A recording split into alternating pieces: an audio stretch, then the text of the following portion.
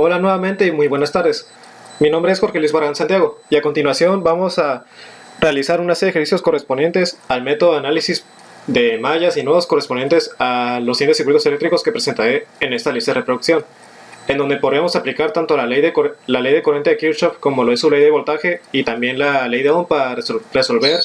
distintos ejercicios. Y bien, para ese primer ejercicio optemos por 3 métodos de resolución para el mismo.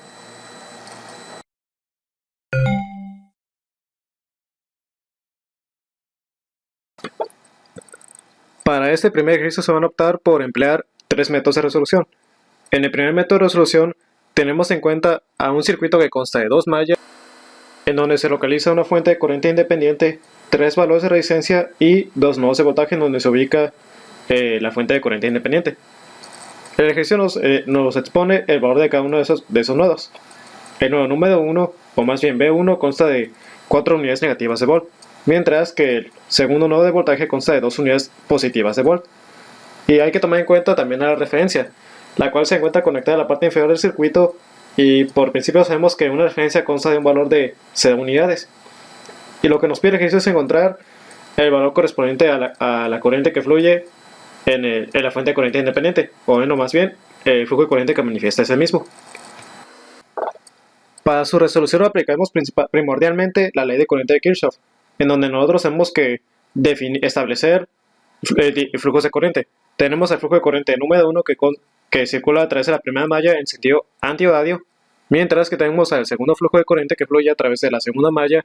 en sentido dadio. Estas direcciones las propuse debido a que ocupo a 2 flujos de corriente que ingresen por el nodo de B1 y que me otorguen al flujo de corriente correspondiente al de la fuente independiente. Y una vez dado esto, tomamos en cuenta que el elemento que vamos a estudiar simplemente el nodo B1, en donde interactúa la mayoría de esos elementos. Comenzamos por aplicar la ley de corriente de Kirchhoff en el nodo B1, en donde vamos a interpretar a 2 flujos de corriente que se suman para otorgarnos el flujo de corriente que fluye a través de la segunda malla, el cual consta primero de la partición de 0 volts que provienen de la referencia y que destinan al valor de voltaje de B1 que consta de 4 unidades negativas de volt y que dividen a 8 unidades de resistencia que se encuentra en su trayecto, lo cual se iguala al flujo de corriente que se encuentra desde la partición del nodo de voltaje número 2 que va con destino hacia la referencia, que como sabemos consta de 0 unidades y que divide a 4 unidades de resistencia que se encuentra en su trayecto. Eso se puede igualar, estas dos fórmulas se pueden igualar a media unidad, las cuales constan de 0.5 unidades de ampere. Y lo que sigue es analizar al otro flujo de corriente que fluye y que se destina hacia B1, es decir, el flujo de la primera malla, el cual consta de la partición de 2 unidades de volt que provienen del nodo de voltaje número 2, que se destinan, o más bien se diferencian potencialmente de 4 unidades negativas que se manifiestan en el nodo de voltaje B1 y que divide a 6 unidades de resistencia que se encuentran en su trayecto. Todo esto se reduce a una sola unidad de ampere. Y una vez que hayamos encontrado los valores de amperaje correspondientes a los 2 flujos de corriente que circulan a través del circuito, procedemos a aplicar un simple principio que consta en sumar los 2 flujos de corriente para otorgarnos a una corriente salida que vendría siendo el mismo valor que constituye al flujo de corriente independiente. De un total de 1.5 unidades de ampere o más 3 medios de unidad de ampere. Lo que ejercemos es un segundo método de resolución en donde tenemos definida el valor del flujo de corriente para la fuente independiente y donde vamos a establecer distintos sentidos de flujo en las 2 mallas. Todo eso con el fin de aplicar la ley de corriente de Kirchhoff para analizar a los 2 nodos con la finalidad de corroborar que el valor del voltaje de los nodos 1 y 2 sean congruentes con los que nos especifica el ejercicio. Y una vez que se especifique la orientación de los flujos de corriente, proceden a aplicar la ley de corriente de Kirchhoff para el nodo de voltaje número 1,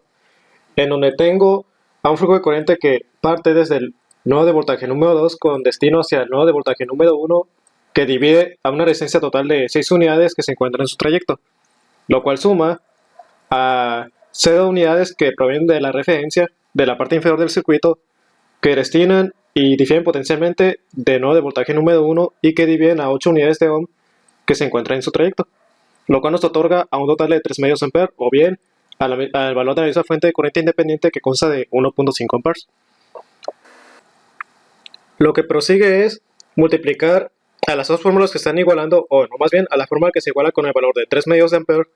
por un número que elimine a los denominadores que se encuentran en esta ecuación, en donde tengo que multiplicar a ambos términos por 24 unidades para obtener a 24 unidades que multiplican a 2 unidades de volt entre 6 unidades de ohm que me otorgan a 4 unidades para P2, mientras que resto a 4 unidades de B1 y resto al mismo tiempo otras 3 unidades para B1 y que me otorgan finalmente a 3 medios amperes que multiplican a 24 unidades para obtener finalmente a 36 amperes que salen de dicha ecuación, o más bien mi primera ecuación. Puedo adquirir una segunda ecuación aplicando el mismo análisis con respecto al nodo B2, en donde tengo a un flujo de corriente de 3 medios amperes que suman a la partición de la referencia hacia el voltaje el nodo de voltaje número 2 que divide a 4 ohms de resistencia que se encuentra en su trayecto, lo cual se iguala a un flujo de corriente que sale que consta de la partición de la diferencia de potencial de el voltaje número 2 que resta o más bien destina al nodo de voltaje número 1 y que divide a un total de 6 unidades de ohm, lo cual nos resulta a una sola unidad de ampere. Ahora simplificamos al igual que en la producción de la ecuación primera en multiplicar a esta ecuación por un total de 24 unidades en ambos lados para simplificarla eliminando los denominadores al mismo tiempo. De tal forma que adquirimos una ecuación que consta de 36 unidades que restan a 6 unidades para B2 que se igualan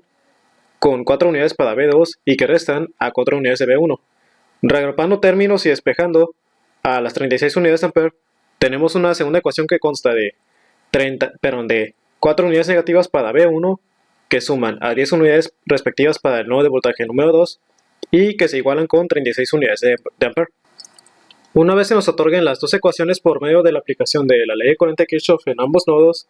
tenemos que proceder en despejar primeramente la variable del voltaje número 2 proveniente en referencia a la primera ecuación.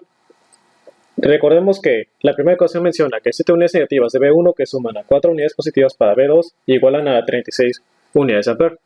Despejando la variable deseada tenemos a 36 unidades de ampere que suman a 7 unidades para B1 que dividen a 4 unidades. Esta pequeña fórmula nos servirá para sustituir al término de B2 en la segunda ecuación. Como bien pueden recordar, la ecuación número 2 más bien nos define que 4 unidades negativas de B1 que suman a 10 unidades positivas para B2 se igualan a 36 amperes. En ello, como dijimos, vamos a sustituir a B2, en donde tenemos finalmente a 4 unidades negativas para B1 que suman a 90 unidades más 17.5 unidades para B1 que se igualan a 36 unidades de ampere.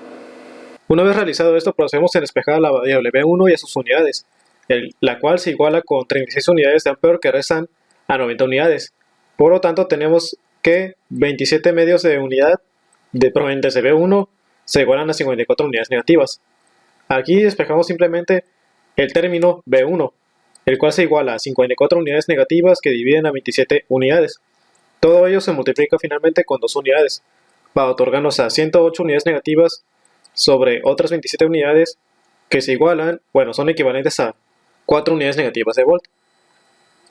Una vez encontrado finalmente el valor de voltaje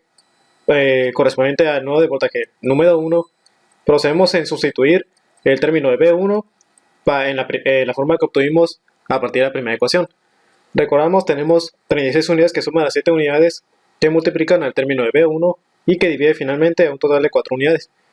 Por ello tenemos a 36 unidades que restan a 28 y que dividen con 4 unidades, lo cual nos otorga finalmente al valor de voltaje para el nodo de voltaje número 2. Existe un tercer método de resolución para este mismo ejercicio. Este es el método C, el cual consta en trabajar primordialmente por la ley de voltaje de Kirchhoff para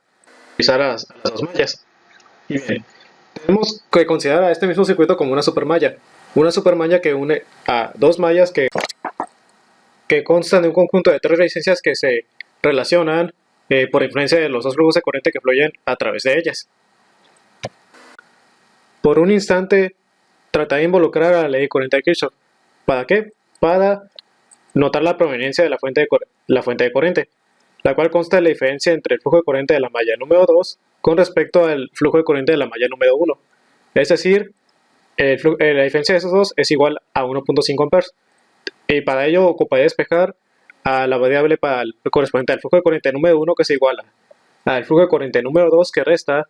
a 1.5 amperes, o bien 3 medios amperes. Una vez notada la presencia de una supermalla, procedemos a interpretar todos sus elementos en sentido horario, en donde interpretamos previamente una resistencia de 6 unidades que se encuentra en la parte superior, que multiplica a un flujo de corriente I1 proveniente de la primera malla, que suma a 4 unidades de ohm que multiplican al flujo de corriente correspondiente a la segunda malla, más 8 unidades de ohm que multiplican a un flujo de corriente número 2 de la misma malla. Todo esto se igualaría a 0 unidades, y simplificando términos tenemos a 6 unidades para I1 que suman a 2 unidades para el flujo de corriente número 2 que se igualan a 0. Esta vendría siendo mi primera ecuación. Ahora, a partir de esta primera ecuación, procedo en reemplazar al término I1 con respecto a la ecuación que obtuve por medio de la ley de corriente de Kirchhoff. Recordemos que el flujo de corriente número 1 es igual a la diferencia del flujo de corriente número 2 con respecto al de la fuente de corriente independiente. Y bien,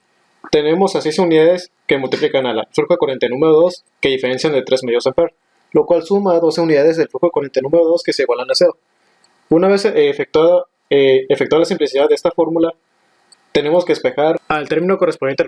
al flujo número 2, el cual consta de un total de 9 unidades que dividen a 18 amperes, lo cual se iguala finalmente a medio ampere. La intención por la cual quería anotar el valor del flujo de corriente número 2 era para efectuarla en la primera fórmula, la cual nos dice que el valor del flujo de corriente número 1 consta de la diferencia del flujo de corriente número 2 con respecto al de la fuente de corriente independiente. Una vez que encontramos la diferencia entre el flujo de corriente independiente con el del flujo de corriente de la malla número 2, se encuentra una diferencia de sola unidad, lo que quiere decir que el flujo de corriente respectivo para la malla número 1 consta de un total de 1 ampere de unidad. Comprobamos esto de tal forma que al ingresar 1 ampere de unidad por medio del flujo de corriente de la malla número 1 con medio ampere proveniente del flujo de corriente de la malla número 2 nos otorga al mismo valor que nos define el ejercicio con respecto al flujo de corriente de la fuente independiente.